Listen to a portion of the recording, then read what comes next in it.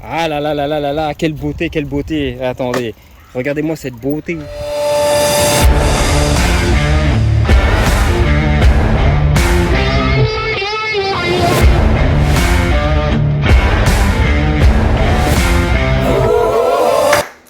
Allez, c'est la vidéo lancée. Bonjour à tous et bienvenue pour cette nouvelle vidéo. Aujourd'hui, construction d'un fat bike avec des pièces que j'avais pour en faire le petit monstre que je vous présente ici.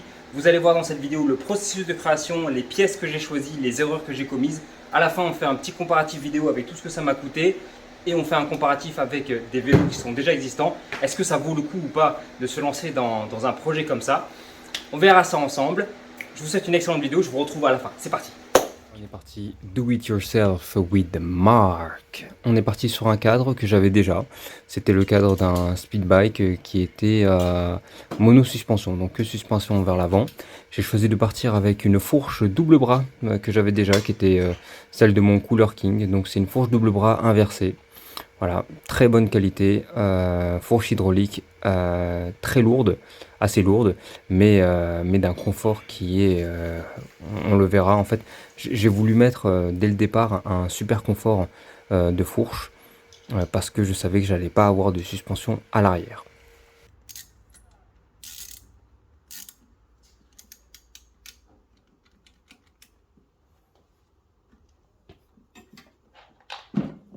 Voilà, la fourche avant is. Ah, l'ouverture du fameux coffre-fort, c'est là où je mets un petit peu tous les extras des pièces de vélo que j'ai accumulées, etc. Donc des selles qui sont plus ou moins bien et après je jette au fur et à mesure ou que je réutilise. Donc j'ai des phares, j'ai des dérailleurs différents. Donc ça c'est l'avantage, c'est que quand vous avez eu plusieurs vélos, vous commencez à accumuler un petit peu des petites pièces. Et mon but, voilà, c'était vraiment de minimiser les coûts et de pouvoir installer enfin de fabriquer un vélo avec le maximum de pièces que j'avais. Donc là je pars sur du Pro Wheel basique simple. Je crois que le plateau à l'avant il est en 52T. Et là j'hésitais à lui prendre un guidon. Je voulais prendre un guidon un petit peu incurvé mais il voulait pas. Donc on est parti sur... je crois que je choisis le cintre VTT.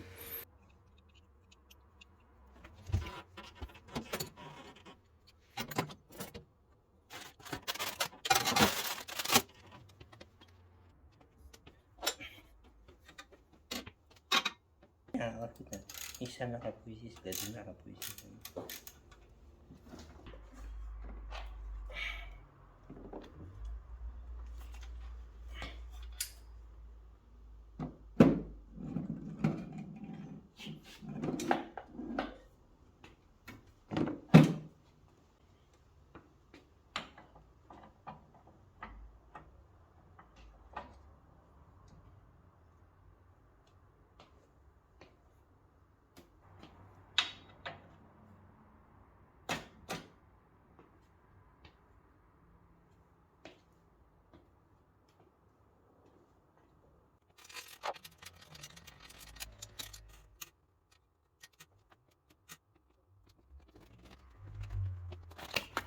Donc j'ai choisi de lui mettre des pédales. Alors c'est des pédales qui se rétractent, mais c'est parce que c'était les seules pédales neuves que j'avais pas réutilisées. J'avais pas envie de lui mettre des pédales un petit peu usées. Donc on est parti sur des pédales neuves. Même si je conçois que ça va pas du tout sur un vélo comme ça, mais bon, vous verrez par la suite qu'on a fait des balades avec et puis ça ne le gêne en rien. Installation du disque et du coup des freins hydrauliques. Donc j'hésitais entre de l'hydraulique et du mécanique. J'ai choisi de partir avec des freins hydrauliques que j'avais déjà et de meilleure qualité possible.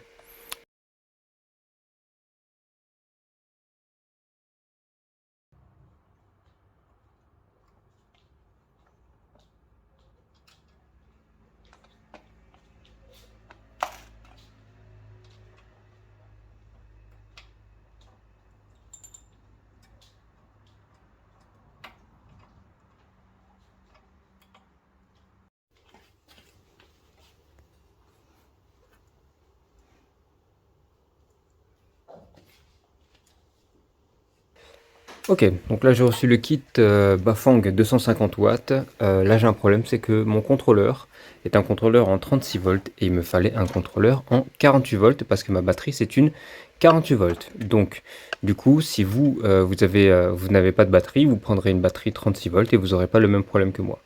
Second souci, il me restait donc des roues libres et je devais prendre des cassettes.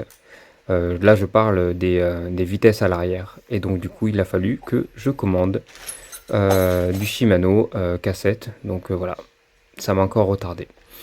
Là, vous me voyez, je suis en train de faire un petit peu de soldering, c'est souder, remettre du bon câblage, etc. Parce que sur le nouveau contrôleur que j'ai racheté, il y avait des pôles et des fils qui étaient inversés. Donc, du coup, il fallait couper et remettre. Et voilà. C'est une partie, je vous cache pas que ça m'a fait peur parce que l'électronique, ça me fait un petit peu peur. Donc, du coup, j'y suis allé vraiment doucement. J'avais peur de faire vraiment des courts-circuits, etc. Et de tout gâcher. J'ai acheté le meilleur matériel que je pouvais pour pouvoir me sécuriser.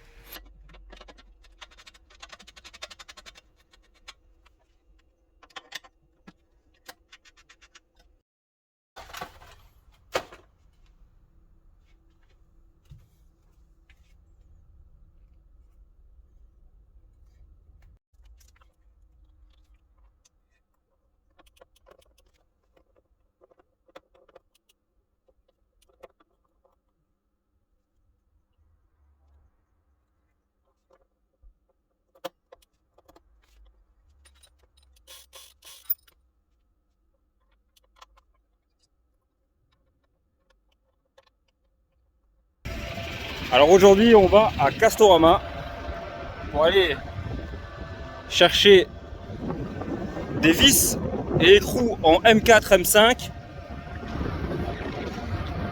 Et on y va en skate. On y va en skate. Parce que c'est sympa.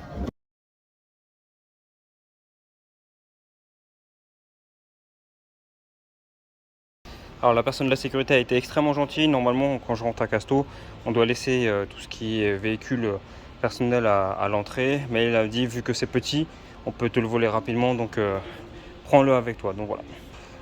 Merci en tout cas. Allez, c'est parti. On doit chercher. Donc on est sur de la recherche de M5. On doit prendre du M5 et du M4 ainsi que les écrous. Les écrous doivent avoir donc un peu de plastique dessus pour pouvoir bien verrouiller.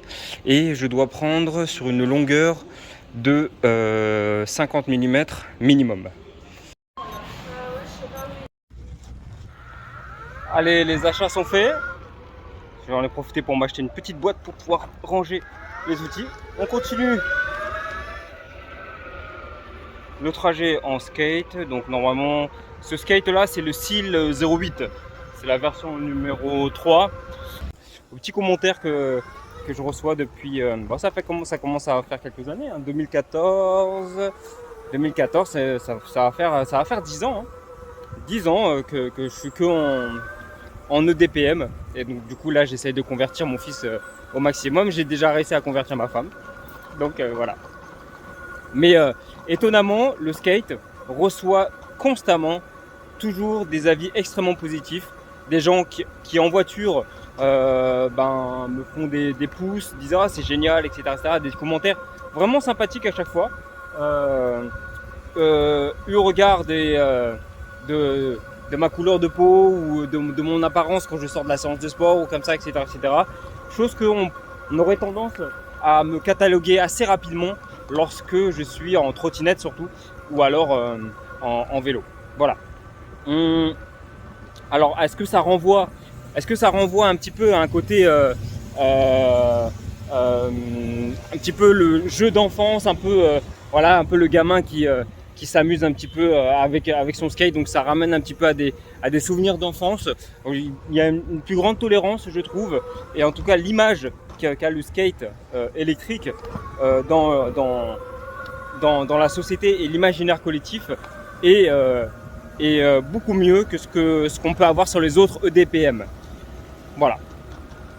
Allez, on continue la balade, hein. Commence à faire chaud un peu en Ile-de-France. J'aimerais en profiter pour remercier les courageux qui nous permettent de pouvoir rouler en toute sérénité sur des pistes cyclables propres, que ce soit ceux qui nettoient la route, notamment lorsque par exemple il y a des débris qui vont sur les pistes cyclables vers l'extérieur et ils passent un petit coup dessus justement pour que la piste cyclable soit nickel. Je le ressens vachement quand je suis en skate ou alors en trottinette, moins quand je suis sur mes fat bikes, mais c'est vrai qu'il est toujours agréable de rouler sur des pistes qui soient bien dégagées et bien propres. Donc voilà, un grand merci à toutes les personnes qui sont chargées de nettoyer et faire ce travail, surtout avec la chaleur qu'il fait. Force à vous les gars, et merci. Allez, on revient de Castorama après une bonne petite balade en skate où j'ai été un petit peu bavard. Et là, j'ai pu finir la selle. Donc c'est une selle simple, hein, mais que je vais rembourrer par la suite. Je mets des poignées. Alors les poignées, je préfère mettre des poignées qui se vissent parce que je déteste les poignées, vous savez, qu'on insère comme ça et vous galérez à les coller et voilà. Exactement, un peu de câble management pour cacher un petit peu les fils. Le contrôleur se trouve à l'intérieur du petit boîtier. Et là, ça va être le paramétrage. Et c'est une partie qui est assez compliquée, c'est le paramétrage du display. Donc il a fallu que je télécharge le manuel, que je traduise en anglais et que je fasse tous les paramètres un par un avec le comparatif, notamment avec des copains sur Facebook qui m'ont aidé un petit peu, mais pour pouvoir vraiment paramétrer au mieux le contrôleur, parce que si vous faites une petite erreur ou une grosse erreur, vous avez des risques de, par exemple, soit mettre en sur solliciter le contrôleur, sur solliciter le moteur, etc. Et j'avais pas envie de choses comme ça, je voulais faire les choses bien, donc du coup ça m'a bien pris. Là vous êtes en accéléré et j'ai dû couper plein de passages, mais ça m'a pris presque à peu près 1 heure hein, pour pouvoir contrôler le contrôleur et l'afficheur correctement. Et vous allez voir là, hop, hop, on va voir. Ah, c'est bon. Et tout fonctionne. Allez, vous avez la partie voix off qui va être terminée maintenant. Je vous laisse avec les petits footages et puis le plaisir justement des premiers rides où vous êtes tellement content d'avoir fait vous-même votre vélo. Bon visionnage. Là, bam, petite accélération. Et voilà. On est bon pour lui. On est bon, on est bon. Pas mal du tout. Alors on vient de parcourir quelques kilomètres. Tout fonctionne vraiment à merveille. Alors on va vous faire une petite POV pour être sûr que tout fonctionne parfaitement bien sur ce vélo qui est juste extraordinaire. Il est petit, il est compact. J'aime beaucoup le fait d'avoir mis une bagagerie à l'avant pour pouvoir, ben voilà, j'ai pu mettre mes clés. Là on va pouvoir mettre le chargeur. Mais surtout ça cache aussi la batterie. Le contrôleur, enfin le display LCD en couleur est juste magnifique, il est extraordinaire. Vous avez la température directe du moteur. Ça c'est vraiment une très bonne chose. Le watt en fait de ce que peut proposer le moteur en direct, et ça c'est extrêmement intéressant. Et on va partir. Je vais vous faire hop ici. Alors par contre pour mon fils, je pense que je vais désactiver l'accélérateur. Comme ça moi je serai 100% sur les clous de la législation. Voilà, extraordinaire. Et là vous voyez, vous pouvez voir les watts que développe tout de suite le vélo. Là vous voyez les watts que développe tout de suite le vélo dès que je commence à pédaler. Alors là j'utilise pas forcément le moteur, on est en descente, mais là regardez, je vais commencer à pédaler et là ça va montrer. C'est génial, c'est extraordinaire. J'adore. J'espère qu'au niveau des points de vue ça sera bien. Vous pouvez voir ma femme qui est derrière normalement. Voilà, elle me rejoint avec son petit Engwe C20 Pro. Il doit avoisiner les 2500 km, elle n'a aucun problème avec, et pourtant elle l'utilise tous les jours en vélo taf. Plus de 120 km d'autonomie parce que c'est la batterie en 19.2 ampères, c'est la version que je crois qu'elle n'est plus proposée, cette version là. Regardez un petit peu, voilà, c'est extraordinaire ça. Ah là, quelle beauté, attendez, regardez-moi cette beauté. Regardez-moi cette beauté un petit peu. Normalement avec le stop. Ah non, ça s'allume pas. Bon, on coupera ça au montage. Hop. On va comparer par rapport au Engwe C20 Pro de ma femme. Donc, vous pouvez voir, j'essaie juste de m'aligner le plus possible. Le sien est quand même un tout petit peu plus petit. Mais vous pouvez voir, pour ceux qui ont déjà des Engwe, à peu près à quoi ça ressemble. Sachant qu'au niveau des specs, on se rapproche du Engwe. Sauf que celui que j'ai fabriqué, lui, il est en 48 volts. Celui de ma femme, il est en 36 volts. Par contre, elle a une plus grosse batterie, 19,2 ampères contre la mienne, qui est une... laquelle j'ai mis, je crois que c'est une 20 ampères ou c'est une 15 ampères, je ne sais plus. Tous les deux, nous avons suspension à l'avant, mais pas de suspension à l'arrière. Pour mon fils, je lui ai mis ça, ce revêtement qui permet d'avoir un peu plus de confort parce que je vous cache pas que ça pique un peu. Je pense que même je vais devoir lui mettre une selle un petit peu avec un gel silicone en dessous pour que ça soit plus agréable pour lui. La fourche double bras inversée s'il vous plaît, il lui donne un confort de conduite qui est extraordinaire. Et à l'avant j'ai choisi de lui mettre un Craze et à l'arrière il a un Kenda, tout simplement parce que j'avais la flemme de changer le pneu avant et de lui mettre 2 Kenda.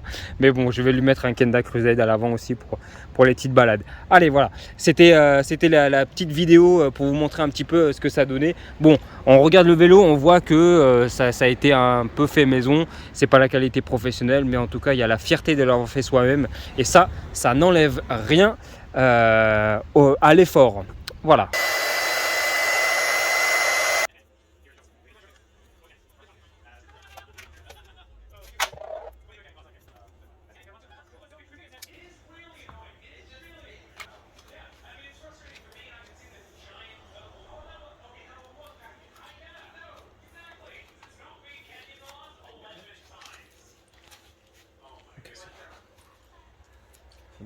Le phare avant.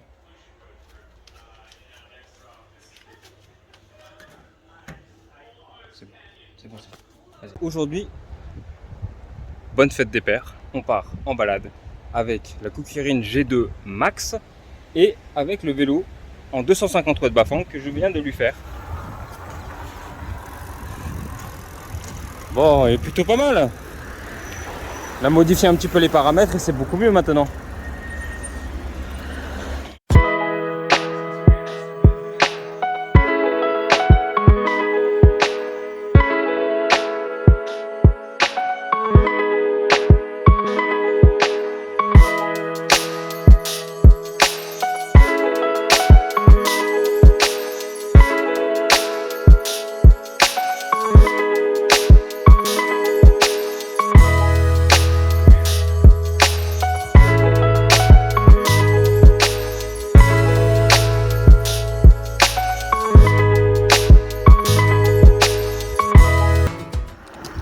Alors parmi les mystères que je ne comprendrai jamais, c'est les cyclistes qui s'obstinent à vouloir rouler sur la route sous prétexte qu'elle est de meilleure qualité et ne pas prendre des pistes cyclables, même lorsque celles-ci sont en bon état, et les piétons qui s'obstinent à marcher sur les pistes cyclables alors qu'ils ont 2 chemins réservés pour eux. C'est un mystère que je ne comprendrai jamais. On continue. Alors, on peut voir vraiment là on est sur une bonne montée et le moteur tient vachement bien. 80 Nm, le torque est extraordinaire. C'est du Bafang, donc c'est de la qualité. On est sur la voie verte. Nous allons... Ouais, c'est ça. There are the things I want to know. Secrets start in your heart so slow. But if you don't want to tell me now, I guess I'll never know. Here we go, turning all the wrongs into right.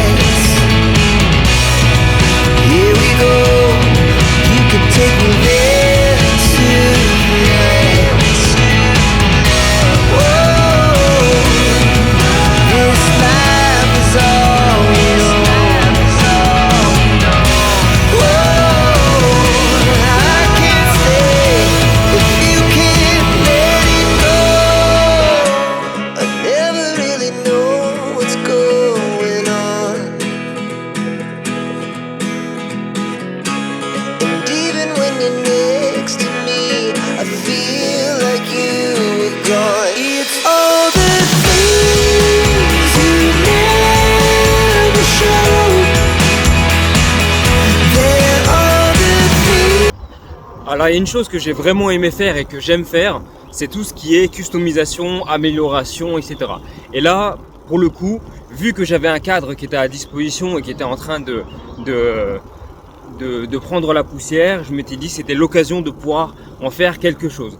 Vous allez voir là, je vous ai mis, ça va apparaître, les coûts de production. Donc combien est-ce que ça vous coûterait si vous décidez de partir sur un projet similaire, et combien est-ce que moi ça m'a coûté par rapport en fait aux éléments que j'avais déjà. L'avantage c'est que j'avais déjà des pièces, comme vous avez pu le voir sur la vidéo, et encore là je vous ai montré qu'une seule boîte, mais il y a une autre boîte avec tous les moteurs, une autre boîte avec les batteries, tout ce qui est contrôleur, display, etc., etc. J'ai pris énormément de plaisir à monter. Ouh, on passe près d'une rivière. J'ai pris énormément de plaisir à monter ce vélo, et en fait c'est vraiment la satisfaction de réussir à faire quelque chose. J'entends par là que j'ai eu beaucoup d'embûches parce que ça s'est déroulé sur plusieurs semaines, hein. J'ai eu pas mal d'embûches, et là où vraiment j'ai été content, c'est d'avoir pu trouver des solutions et les résoudre, et d'avoir quelque chose qui soit fonctionnel et prêt à rouler. Il y a une autre chose aussi qui est extrêmement intéressante, c'est que vous regardez par rapport au prix. Donc on va dire, on est en gros sur la fourchette haute, on va être à 1300 € avec d'excellents éléments. On est sur une batterie Samsung, on est sur des freins hydrauliques, on est sur un moteur Bafang avec 80 Nm, sachant que les Engwe, eux, ils tournent entre du 30 et 55 Nm. 55 c'est déjà pas mal. Là on est directement sur du 80. Je trouve que le rapport qualité-prix est extraordinaire. Et la question que je me posais, c'était est-ce que vaut mieux que j'achète directement un vélo, ou est-ce que vaut mieux que je le fasse moi-même? En fait, ça dépend. Si vous voulez vous lancer dans un projet comme ça et que vous avez un minimum de connaissances, vous pouvez le faire. Vous allez voir que le rapport qualité-prix sera toujours meilleur par rapport à ce que vous trouverez directement sur le marché. Là, objectivement, il est en termes de spécificité, pas forcément en termes de look, pas forcément en termes d'utilité, etc., mais en termes de composants qui ont été mis dessus, la fourche inversée, hein, j'ai oublié, à double bras. En termes de composants, il est bien mieux que ses homologues en 250 watts globalement, hein, qu'on peut trouver. Alors je vais parler par exemple, le Radrunner, il a un excellent rapport qualité-prix, mais celui-ci est mieux si on parle de composants purs. Les Ado, les Engwe, les Semiswheel, les Fido, etc. Ça a un meilleur. En plus, celui-ci c'est un 250 watts prêt à rouler, homologué sur la route. Il me semble que les Semiswheel et les Fido ce sont des 500 ou des 750 watts. Celui-ci, alors énormément de couple, mais du coup vitesse réduite pour être dans les clous de la régistration. 250 watts en nominal. J'ai réussi à monter à presque 1000 watts, 982 watts en crête. J'ai pas réussi à faire plus, mais du coup j'ai réussi à atteindre une vitesse de 49 km/h sur du plat en essayant un petit peu pousser le vélo dans ses limites. Je pense pas que le moteur aime rester en crête aussi haut aussi longtemps, mais en tout cas c'est possible de le faire. J'espère que cette vidéo vous a plu. Si c'est le cas, n'hésitez pas à me le faire savoir dans les commentaires. Likez, abonnez-vous, mettez la cloche. Et puis moi, j'aurai le plaisir de vous retrouver sur une prochaine vidéo. Peut-être que la prochaine vidéo, ça sera un vélo qu'on m'aura envoyé. Je vous tiendrai au courant. En tout cas, les amis, je vous souhaite à tous de très bons rides. Roulez prudemment et puis toujours lever. Toujours lever.